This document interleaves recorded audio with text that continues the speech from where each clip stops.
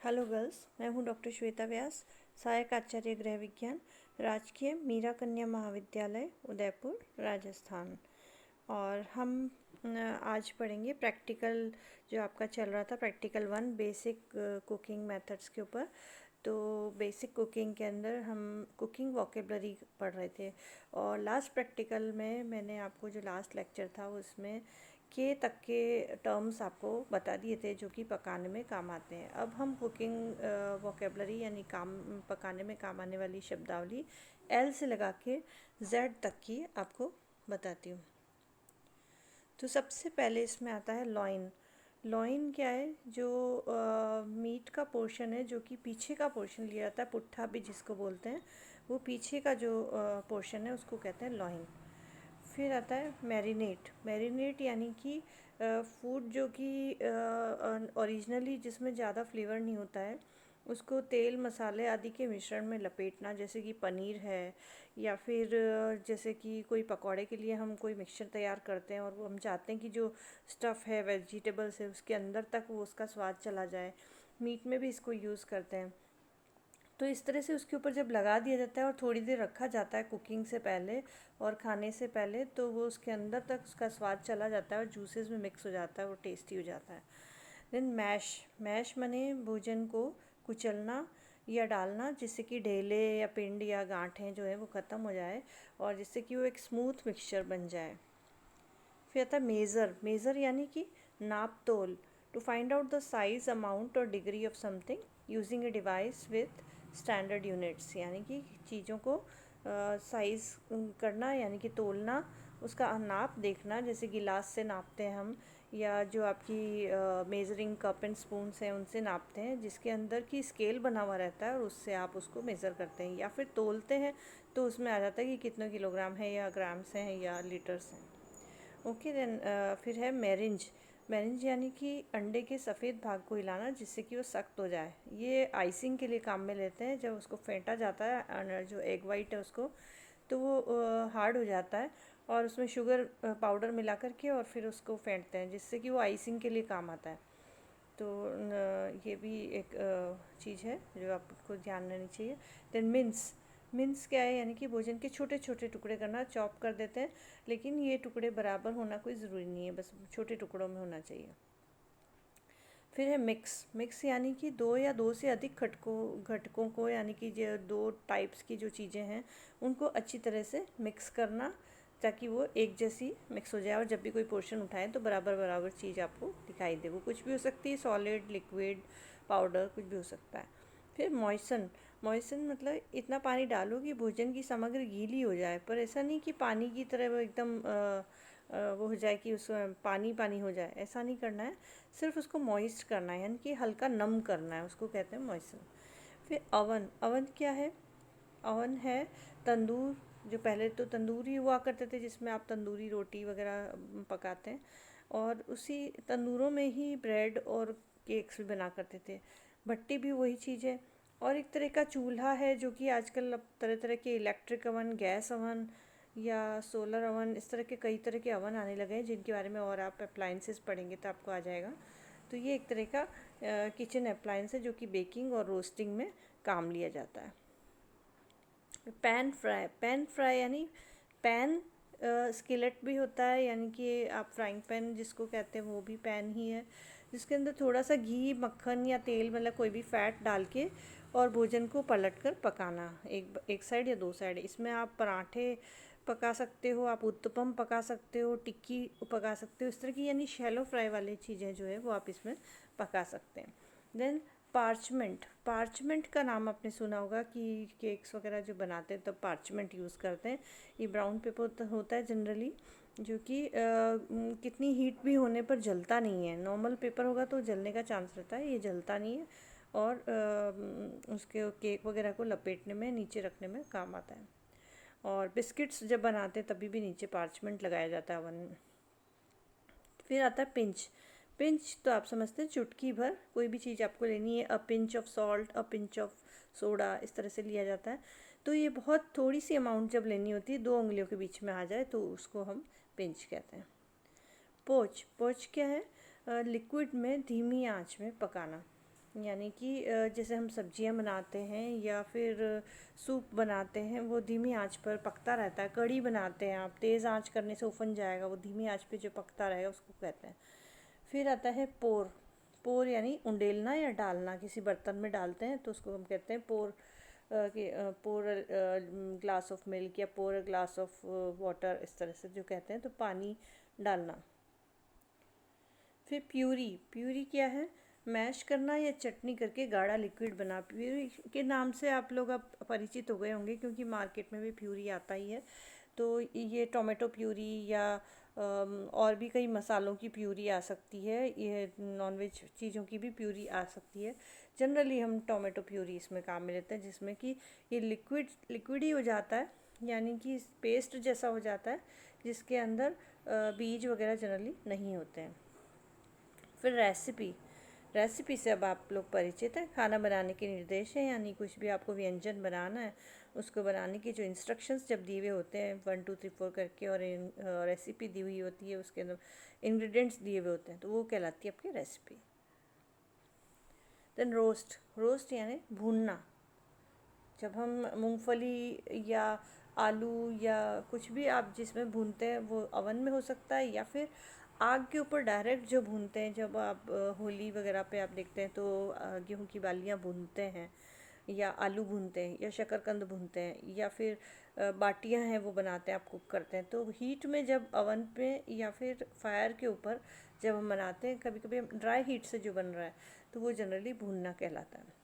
Sauté. Sauté यानी कि हल्के से तलना, सौते भी कहते हैं इसको। अलग अलग प्रोनाउंसिएशन के हिसाब से आपको इसका सुनने में मिलेगा, लेकिन स्पेलिंग यही रहेगी।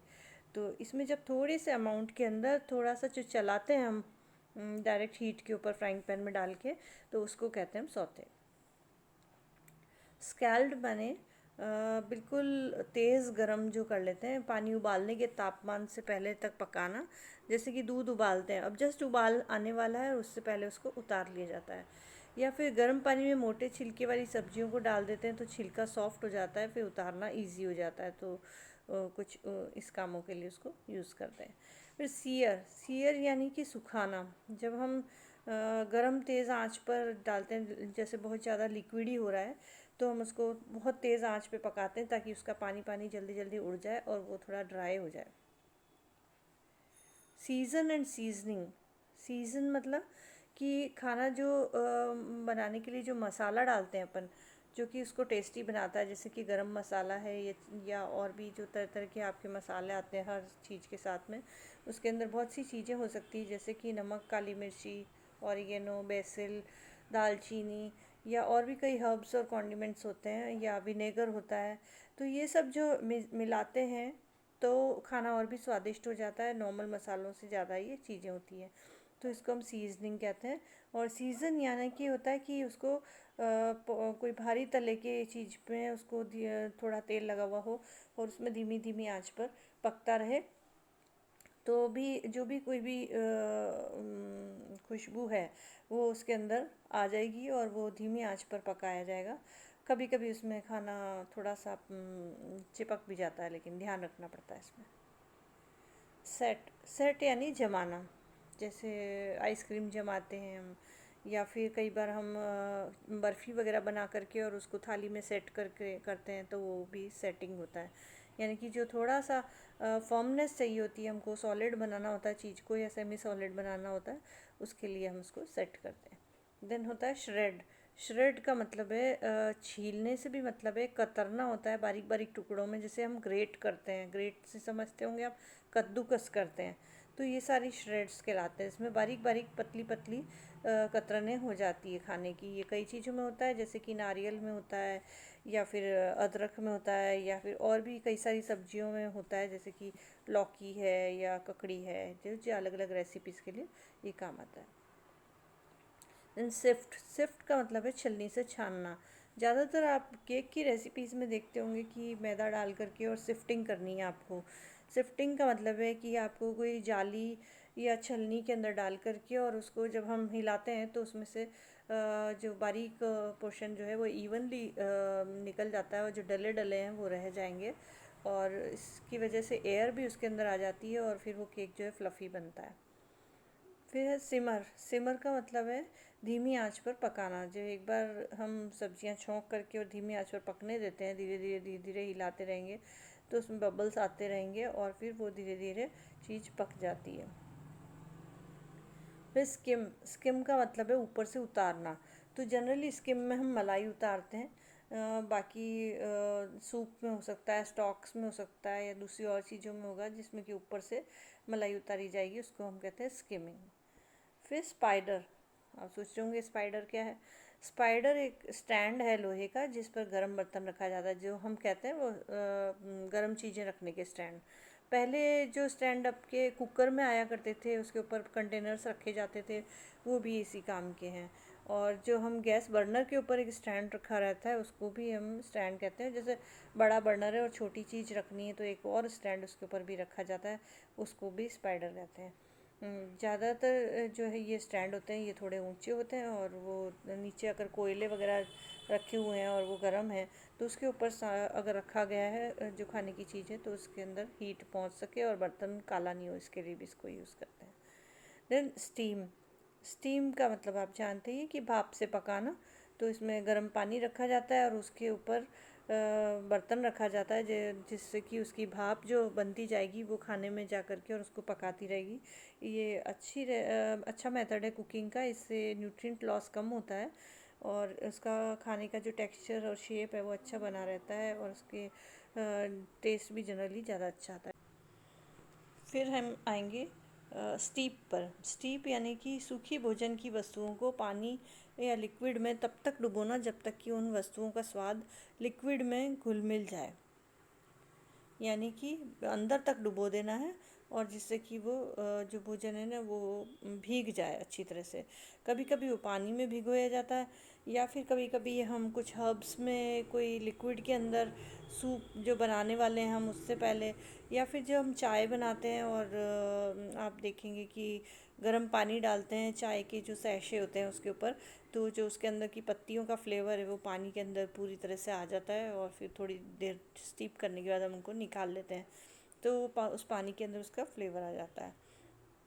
देन स्ट्यूइंग। स्ट्यूइंग का मतलब है कि जो भी हार्ड चीज़ है जो ज़्यादातर मीट और फिश की होती है उसको भून करके और धीमी आंच पर बंद कर दिया जाता है कुकर, और उसमें फिर धीमी धीमी आंच में पकाया जाता है और उसमें मसाले और सब्जियां वगैरह भी डाल दी जाती है और इतना लिक्विड डाल दिया जाता है कि वो बीच में नहीं खोलें तो उसको मतलब हिलाना निकालना नहीं पड़े उसको।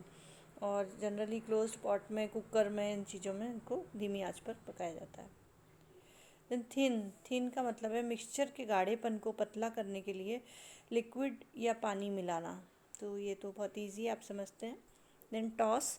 टॉस का मतलब है बहुत सारी चीज़ों को एक साथ धीरे से मिलाना, हल्का हल्का उछालते हैं इसके अंदर और वो अच्छी तरह से उसके अंदर मिक्स हो जाता है। हल्का हल्का उछालने से सारी चीज़ें आपस में मिल जाती। ज़्यादातर सैलड्स में करते हैं या जब हम भेल वगैरह बनाते हैं तो इसमें टॉसिंग करते हैं। फिर यूटेंसिल्स यानी कि बर्तन, ये भी आप जानते हैं। विप का मतलब है फेंटना, यानी कि किसी चीज़ को, मिश्रण को एक जैसा बनाने के लिए किसी चीज़, चम्मच, कांटा, फेंटनी, हाथ की मिक्सी के कोई भी चीज़ ले सकते हैं, घोटनी वगैरह, इसे तेज़ी से हिलाते हैं, एक ही डायरेक्शन में जनरली हिलाते हैं जिससे कि वो फ्लफ़ी हो जाता है और फिर उससे बीट करना भी इसको कहते हैं हम। तेज़ी जब हिलाएंगे तो जैसे पकौड़े भी बनाने हैं तो भी उसको फेंटा जाता है तो अच्छे पकौड़े बनते हैं, और केक बनाते तब तो आपको ऐसा फेंटना ही होता है। देन विस्क। विस्क का मतलब भी फेंटना ही होता है। जनरली मशीन से हम यूज़ करते हैं, जो विस्कर है या बीटर है ये इस तरह से यूज़ किया जाता है। एक आपने देखा होगा तो ऑमलेट बनाने के लिए भी मिक्सचर को जो है ना, एग वाइट वगैरह जो एग का जो लिक्विड है उसको फेंटा जाता है तेज़ी से, तो एक ही डायरेक्शन में, उसको भी हम विस्किंग कहते हैं, वो भी एक तरह का फेंटना ही है।